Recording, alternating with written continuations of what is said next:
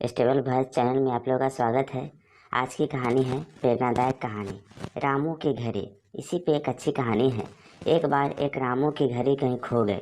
वैसे तो घड़ी कीमती नहीं थी, पर रामू उससे भावनात्मक रूप से जुड़ा हुआ था और किसी भी तरह से उसे वापस पाना चाहता था। उसने खुद भी घड़ी खोजने का बहुत प्रयास किया। कभी कमरे में खोजता तो कभी बाहर, तो कभी अनाज के ढेर में, पर तमाम कोशिशों के बाद भी घड़ी नहीं मिली। उसने निश्चय किया कि वो इस काम में बच्चों की मदद लेगा और उसने आवाज़ लगाई, सुनो बच्चों, तुमसे जो कोई भी मेरी खोई घड़ी खोज देगा उसे मैं 10 रुपये इनाम में दूंगा। फिर क्या था, सभी बच्चे जोर शोर से इस काम में लग गए। वे हर जगह की खाक छानने लगे, ऊपर नीचे बाहर आंगन में हर जगह। पर घंटों बीत जाने पर भी घड़ी नहीं मिली। अब लगभग सभी बच्चे हार मान चुके थे और किसान को भी यही लगा कि घड़ी नहीं मिलेगी।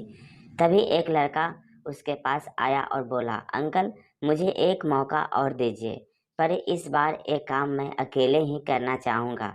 रामू का क्या जा रहा था, उसे तो घड़ी चाहिए थी। उसने तुरंत हाँ कर दी। लड़का एक एक करके घर के कमरों में जाने लगा और जब वह किसान के शयन कक्ष से निकला तो घड़ी उसके हाथ में थी।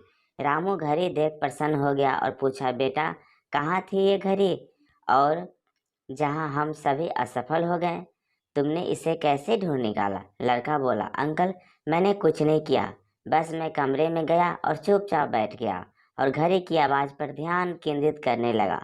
कमरे में शांति होने के कारण मुझे घड़ी की टिक टिक सुनाई दे गई, जिससे मैंने उसकी दिशा का अंदाज़ा लगा लिया और अलमारी के पीछे गिरी एक घड़ी खोज निकाली। ये कहानी हमें सिखाती है कि जिस तरह हमें कमरे की शांति घड़ी ढूंढने में मददगार साबित हुई, उसी प्रकार मन की शांति हमें लाइफ की ज़रूरी चीज़ें समझने में मददगार होती है।